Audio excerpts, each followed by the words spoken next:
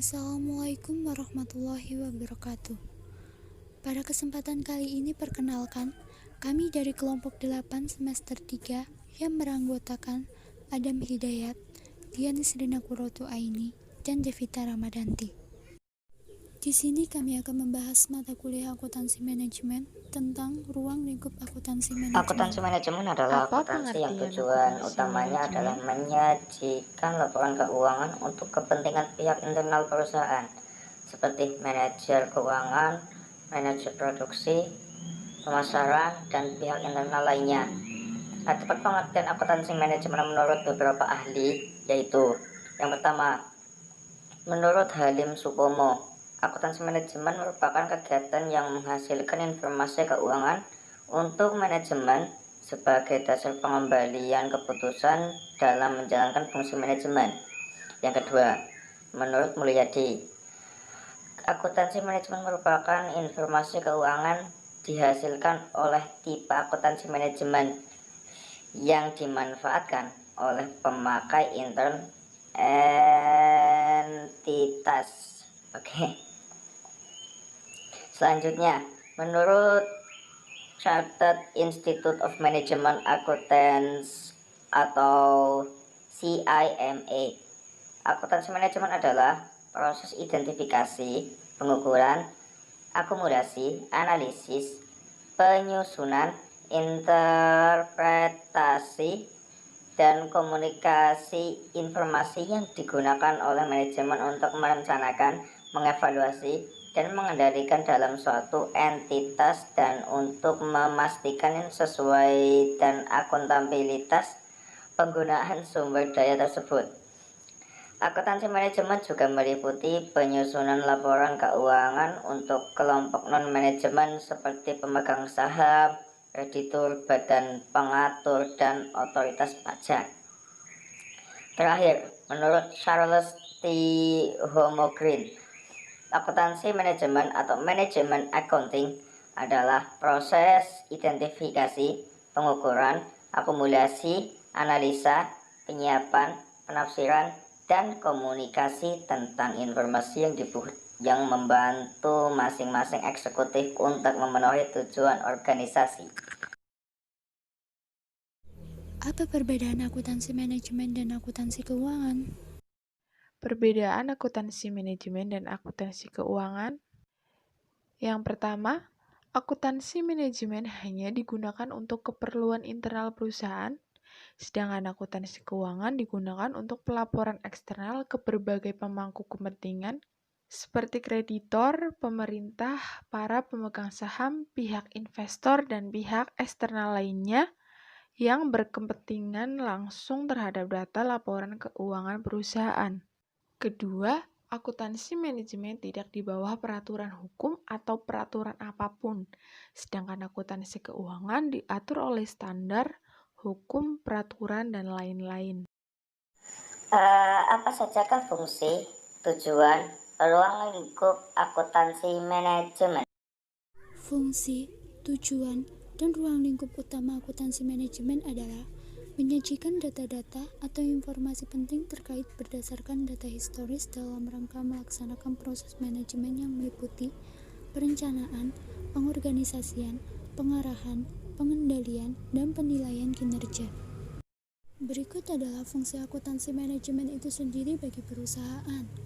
Yang pertama, sebagai alat analisa untuk pengambilan keputusan, baik keputusan yang berhubungan dengan data kuantitatif maupun data kualitatif. Kedua, sebagai sistem informasi untuk pihak eksternal. Hal ini berguna untuk pihak eksternal perusahaan dalam pengambilan keputusan, apakah bisa menjalin kerjasama selanjutnya atau menarik darinya dari perusahaan. Ketiga, sebagai sumber data dan informasi keuangan yang relevan, karena nantinya laporan dari sana yang akan dijadikan sumber data, baik dalam perencanaan anggaran ke depan maupun actionnya. Keempat, sebagai sumber informasi untuk pertanggungjawaban masing-masing tingkat manajemen. Proses akuntansi ini dibutuhkan sebagai sumber informasi untuk mendukung kerja bidang-bidang tersebut. Tak hanya untuk kepentingan pribadi divisi, tetapi juga data bisa disinergikan dengan divisi atau bidang-bidang yang lain, sehingga terjalin kerjasama yang bagus, terencana, dan konsisten. Kelima, untuk mengukur dan monitoring terhadap kinerja perusahaan. Hal ini dilakukan semata untuk mencari bahan evaluasi, karena dari hal tersebut bisa terlihat mana strategi yang berjalan atau terhenti dan tidak berkembang. Keenam, untuk koordinasi berbagai kegiatan perusahaan, karena sejatinya setiap aktivitas di dalam unit usaha berjalan terpisah. Nah, di dalam data-data manajemen tersimpan histori yang justru tersambung.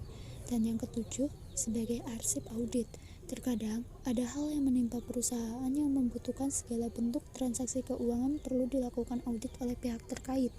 Akuntansi manajemen sejatinya juga bisa dijadikan arsip untuk mempermudah proses tersebut. Setelah mengetahui fungsi akuntansi manajemen, maka berikut ini akan dijelaskan tentang ruang lingkup akuntansi manajemen. Ini dia ruang lingkup yang dimaksud.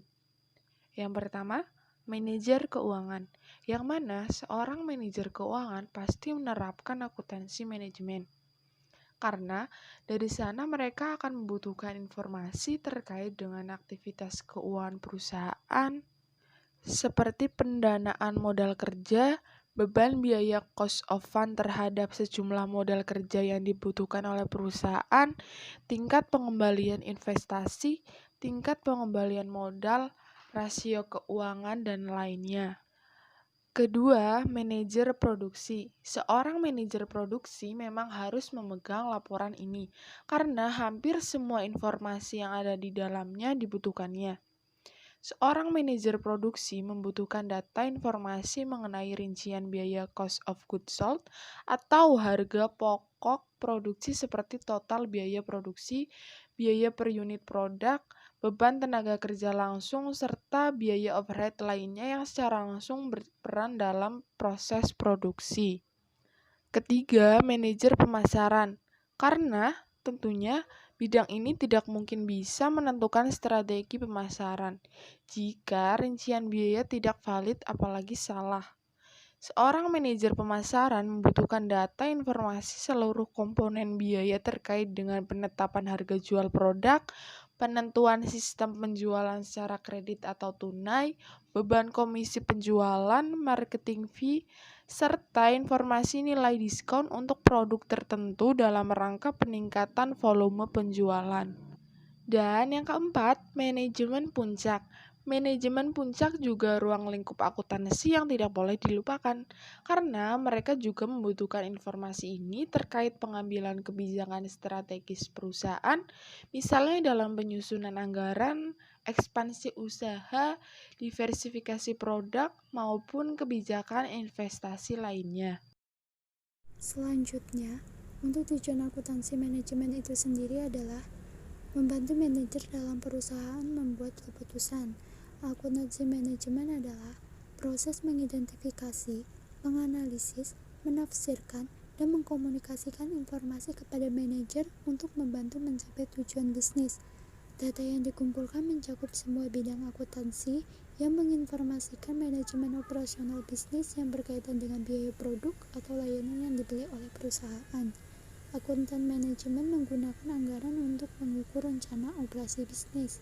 Sementara itu, laporan kinerja digunakan untuk mencatat penyimpangan hasil aktual dibandingkan dengan yang dianggarkan.